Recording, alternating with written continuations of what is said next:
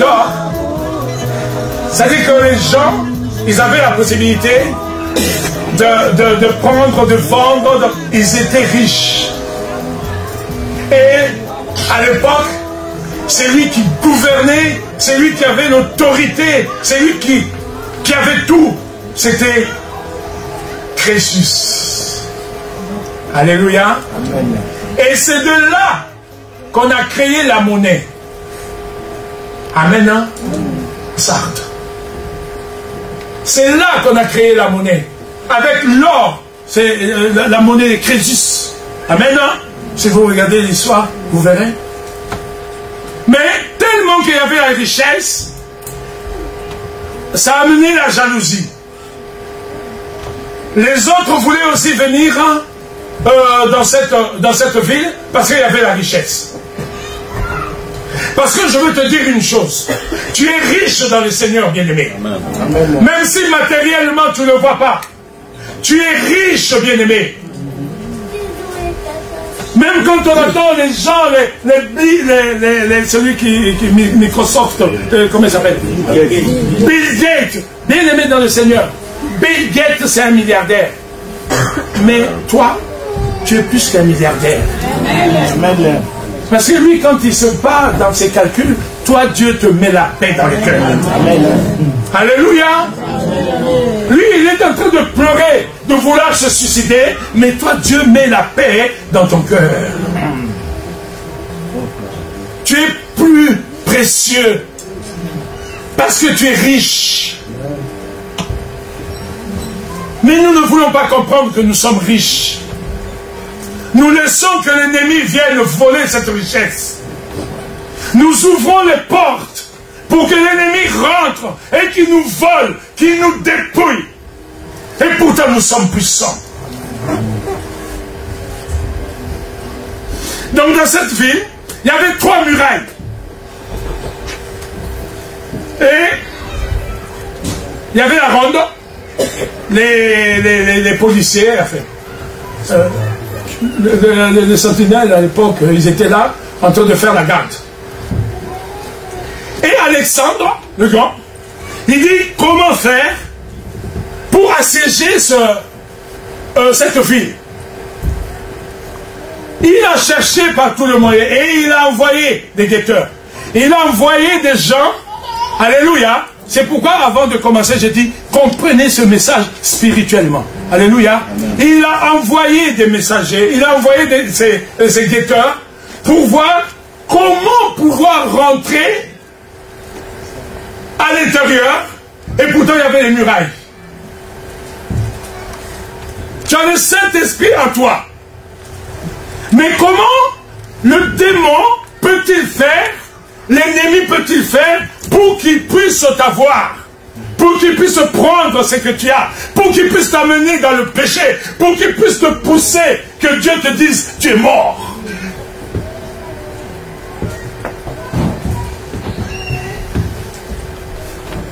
Et il s'est passé quelque chose, bien aimé dans le Seigneur. Soyons vigilants, alléluia, nous allons voir tout ça. Il s'est passé quelque chose, mais de rien du tout. C'était juste le casque d'un des soldats. Le casque est tombé. Et ce soldat a descendu la rampe. Il est descendu. Il est allé, il a pris le casque. Il est remonté. Et les guetteurs d'Alexandre ont dit, s'il peut passer dans ce petit trou, donc il y a possibilité de rentrer dans le même petit trou. Alléluia. Ils avaient laissé juste un petit trou. Un petit trou. Une petite fenêtre qui était ouverte, bien aimé.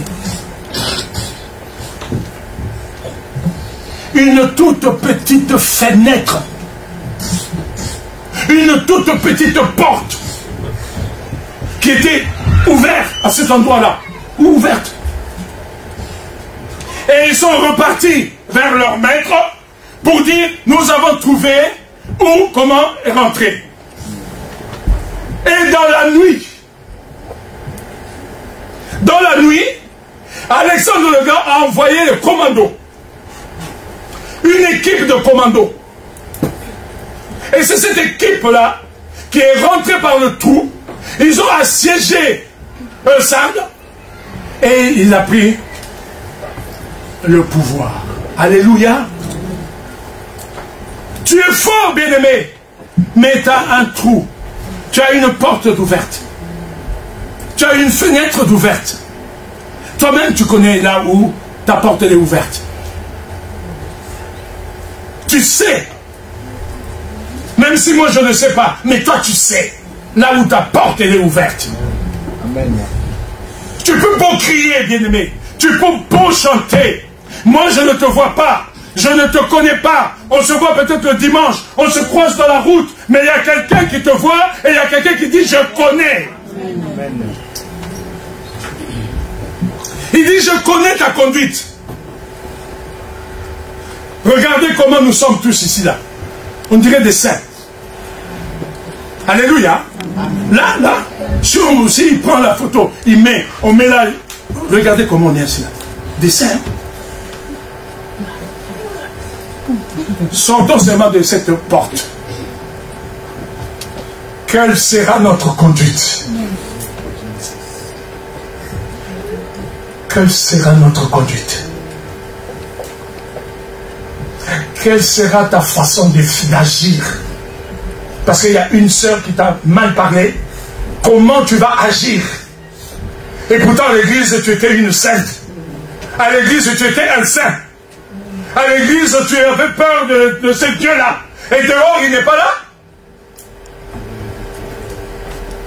Alléluia. Amen. Alléluia. Amen. Dans l'église tu es un saint. Dès qu'on ouvre la porte, tu deviens quelqu'un d'autre.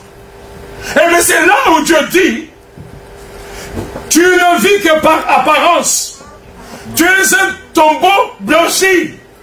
Mais en fait, tu n'es rien. Tu veux apparaître que tu es quelque chose, quelqu'un. Tu veux apparaître qu'on te voit, que toi tu prêches bien, que toi tu pries bien, que toi tu es éloquent. Mais en fait, il n'y a rien dedans. Est-ce que c'est mieux de plaire à un homme qu'à Dieu? Vaut mieux plaire à Dieu qu'à un homme. Alléluia. Bien-aimé dans le Seigneur, vaut mieux plaire à Dieu qu'à un homme. Parce que si tu commences à plaire à un homme, tu commences à faire la volonté d'un homme, Dieu va te dire, tu es mort. Et cette mort, c'est une mort, c'est pas physique, c'est une mort spirituelle. C'est-à-dire se séparer de Dieu. Tu es séparé de Dieu. Adam et Ève, ils avaient l'autorité. C'est Adam qui a donné les noms de tous les animaux que nous appelons aujourd'hui. C'est Adam, alléluia. Il avait l'autorité. Mais quand il avait ouvert une petite porte, et que dans cette petite porte-là, le serpent est rentré, bien aimé dans le Seigneur, c'est là où tout a basculé. Alléluia. C'est quel serpent qui rentre dans ta maison? C'est quel serpent qui est en train de rentrer dans ta maison? Il faut que tu te réveilles, bien-aimé. Il faut que tu te lèves. De dire non. Moi, le serpent dans la maison, je ne veux pas au nom de Jésus. Amen. Amen. Nous connaissons l'histoire de ce fils prodigue. Bien-aimé, il est parti. Quand il est revenu, qu'est-ce qu'a dit son père? Voici mon fils qui était mort, qui est revenu. Alléluia. Parce que la recommandation même de Dieu, c'est quoi? Dans Jean 3, 16, il dit, car Dieu a envoyé son Fils unique, afin que quiconque croit en lui ne fasse quoi? Ne périsse point, mais qui est la vie éternelle. Alléluia. Notre Dieu qui nous a créés, il dit, il ne veut pas que nous périssons. Il veut que nous ayons la vie éternelle.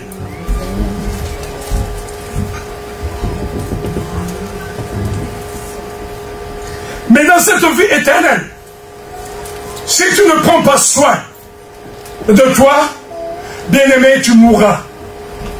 C'est comme je disais tout à l'heure, quelqu'un qui ne mange pas pendant des mois et des mois, il va finir par maigrir, et après il va mourir physiquement. Alléluia. Nous devons être toujours en communion. Ceux qui dorment là, réveillez-vous s'il vous plaît. On doit être en communion. Si quelqu'un est à côté de toi, tu vois qu'il commence à somnoler un peu, secoue un peu. Alléluia. Amen. Parce qu'on peut être fatigué. Ça se comprend. Et quand tu sens que tu es fatigué, n'aie pas honte. Lève-toi, va derrière. Reste debout. Mais le tout, c'est d'écouter ce message. Amen. Parce que l'ennemi est rusé. Et s'il ne veut pas que tu écoutes ce message, il te met le sommeil en toi. Alléluia. Il dit, je connais tes œuvres. Je connais ta façon de faire.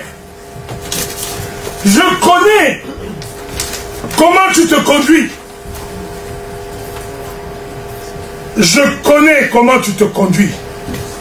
Donc, la mort, c'est la désobéissance. Alléluia. Amen.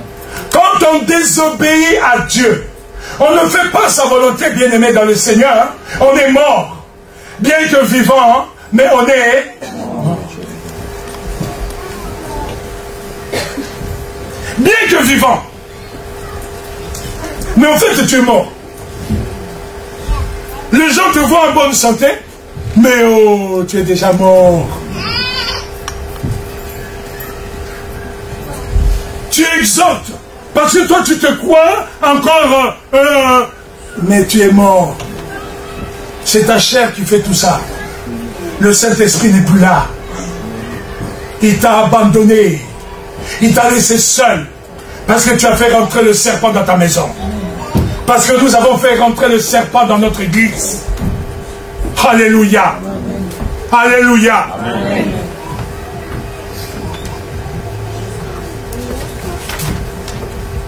Mais, voici l'amour de Dieu. L'amour de Dieu. Dans son amour, il dit quand même, sois vigilant et affermis le reste qui est prêt de mourir. Car je n'ai pas trouvé des œuvres parfaites devant mon Dieu. Dans d'autres versions, c'est pourquoi j'aime bien, il dit, réveille-toi. Réveille-toi. C'est pourquoi j'ai intitulé ce message, réveille-toi. Il va dire, réveille-toi. Avec le peu d'étincelles qui te restent. Réveille-toi, lève-toi. Et commence aussi à affermir ceux qui sont en train de mourir. Alléluia. Amen.